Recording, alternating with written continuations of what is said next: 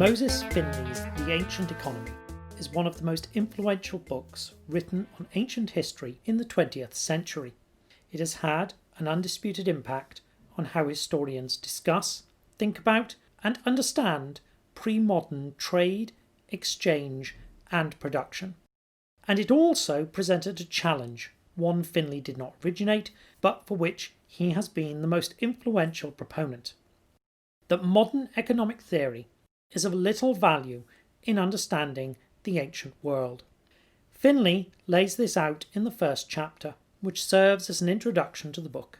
He starts by using the example Francis Hutcheson, who wrote Principles of Economics and Politics in 1742, which contains nothing that we would recognise as economic, because it followed a Greek tradition in which that word refers to household management. There is no great surprise here. There are academic subjects, like mathematics, which are very old. There are others where we can recognise precursors or similar attempts, but in which the modern study is fundamentally different to the pre-modern. History is one of these. And there are some, like economics, where the subject is entirely modern. It was literally invented as a distinct field of study in the 18th and 19th century. But Finley asks a simple question about that: whether this is merely accidental, an intellectual failing, or whether it is the consequence of the structure of ancient society. And the rest of the book is dedicated to the argument that it is inherent in the structure of ancient society.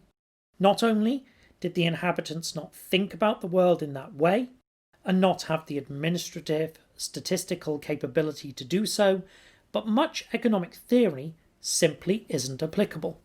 That argument is divided into 5 further chapters, each of which is titled with an opposition. Chapter 2 establishes Finley's own position, that the economic activity of Rome and Athens, which are his main focus, are driven in large part by social status, not economic rationality. Chapter 3 covers the central subject of slavery. As Finley says, Athens and Rome were both slave societies.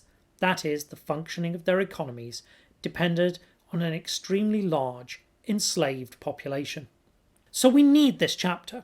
But ironically, though it is the chapter most highly praised by his contemporaries, it is also the one I found least satisfying on rereading it.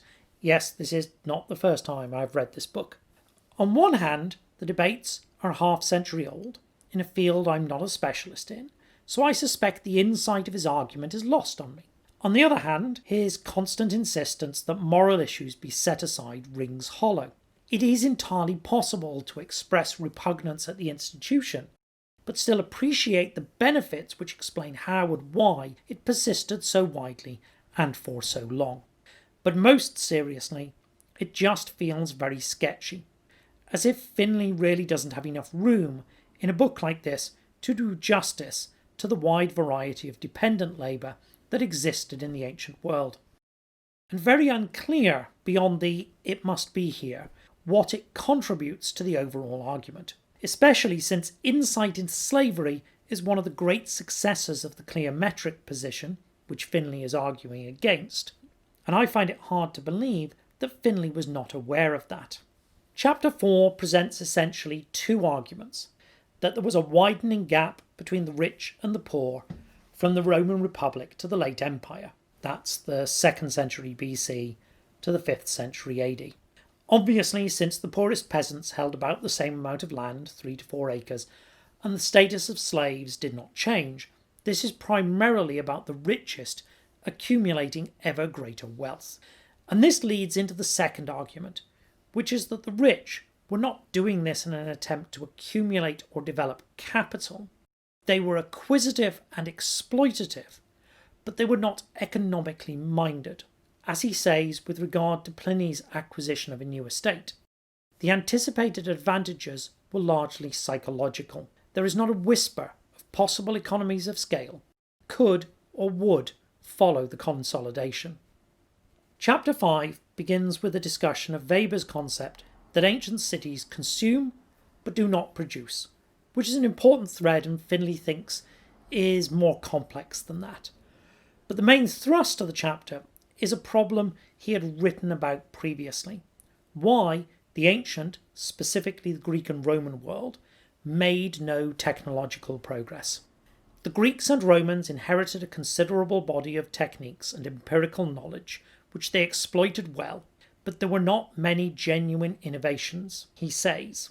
I'm not sure I buy into this.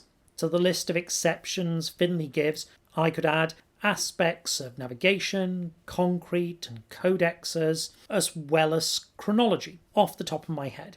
He goes on to argue that many inventions were never exploited, but I'm not sure that is unique to the ancient world. It is an interesting thesis, but Finley's forceful style, which focuses on illustrative rather than comprehensive examples, is ill-suited to its examination. Nor do I think the original article the chapter is based on avoids those same criticisms. The final chapter has one simple message: that the ancient Roman state had no interest in the economy. By all means, it would on occasion concern itself with matters we might consider economic, especially taxation and the control of prices, but only insofar as those impinged on military or political matters. The ancient state simply did not think in economic terms. My Penguin copy has a chapter of additional thoughts added in 1985, shortly before Finley's death, and an edition in 1999 got a foreword by Ian Morris, but I'm not going to cover those. Let me instead situate the ancient economy. It is both a response to the debate between primitivism and modernism, or as it's sometimes called, substantivism and formalism, and at the same time the most influential primitivist, substantivist position in Greek and Roman studies. And this is probably the most frequent cause of popular misunderstanding. I've seen several Amazon reviews complaining it doesn't say enough about economic theory, or give enough quantitative data, but the entire point of the book is to argue that economic theory is not applicable because its underpinning assumptions are specific to the modern world and market economies, not universal truths. It would take a whole video to go into the primitivist modernist debate, and would require an explanation of what cleometrics is, which is a whole historical subfield in its own right. The extreme positions on either side are clearly wrong. Some economic concepts, like balance of payments, are meaningless in the ancient world, but others, such as the quantity theory, would appear to be useful as long as their assumptions hold true. Polarised debates like this are always hard to navigate, because they can be sustained only on the basis of a certain amount of dishonesty by the participants. Finley's book was phenomenally well reviewed in its day. I've read at least 16 reviews from the period, most of which, because academic reviewers usually go easy on their targets, are exclusively positive, excluding one bizarre review that dismisses the entire book as worthless by virtue of not having been written by Karl Marx. Where reviewers do offer critiques, they almost all suggest that Finley presses his case too far. Unsurprising, given the polarised nature of the debate. In the end, it all matters because an argument about theoretical tools is still an argument about tools. You need them to do certain jobs, but the wrong ones can be worse than no tools at all.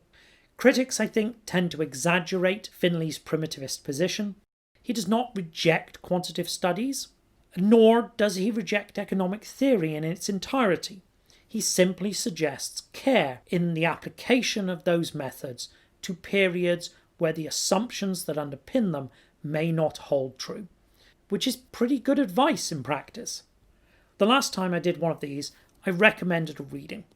To be fair, it's a short book and quite readable, so you could just read the whole thing. But if you're looking for something for students at any level, I would suggest the first and last chapters. This provides both an introduction and Finley's argument about the state, which holds up best and is, I think, the most widely applicable.